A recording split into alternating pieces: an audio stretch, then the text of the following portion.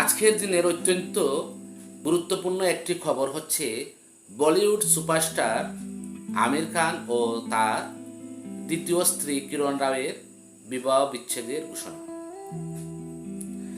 বলিউড ইন্ডাস্ট্রিতে mister perfectionist বলতে আমরা যাকে এক নামে চিনি তিনি হলেন বলিউড সুপারস্টার আমির খান।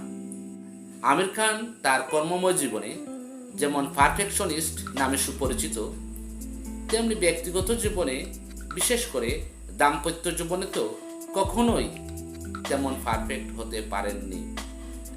তাই আজ এই তারিখে 2021 সালে জুলাইয়ের 3 তারিখে তার দ্বিতীয় স্ত্রীর সাথে বিবাহ বিচ্ছেদের ঘোষণা। যখন আমির খান সুপারস্টার ছিলেন না, যখন তার বয়স ছিল মাত্র 21, তখন ভালোবেসে বিয়ে করেছিলেন তার পাশের বাড়ির মেয়ে রীনা দত্তকে। রীনা দত্তের বয়স ছিল 19। 1986 সালের 14 মার্চ আমির খান ও রীনা দত্ত কয়েকজন বন্ধুর সহযোগিতায় ম্যারেজ রেজিস্ট্রার অফিসে গিয়ে বিয়ে করেছিলেন।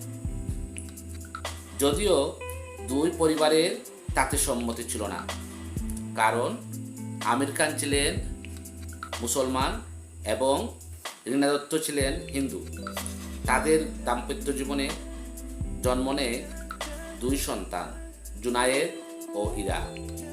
2002 সালে তাদের বিবাহ বিচ্ছেদ হয়।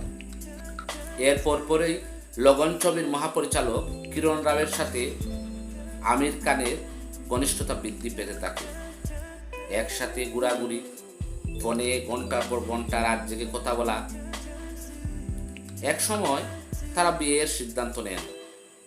পরবর্তীতে 2005 সালে তারা বিবাহ বন্ধনে আবদ্ধ হন। কিরণ রাও ছিলেন হিন্দু। বিয়ের পূর্বেই তারা 1 বছর লিভ টুগেদারে ছিলেন। ভালোবেসে বিয়ে করে আমির খান ও রীনা দত্তর প্রথম বিয়ে টিকেছিল 16 বছর। আমির খান ও কিরণ রাওয়ের বিয়েও টিকেছে প্রায় 16 বছর।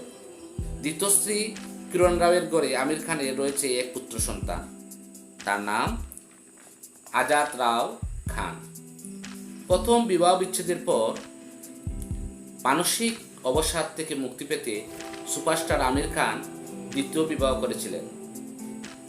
দ্বিতীয় বিবাহ বিচ্ছেদের পর আমির খান কি করবেন, এটাই এখন তার বক্তব্যের জিজ্ঞাসা। সময়ই পারে এর উত্তর দিতে।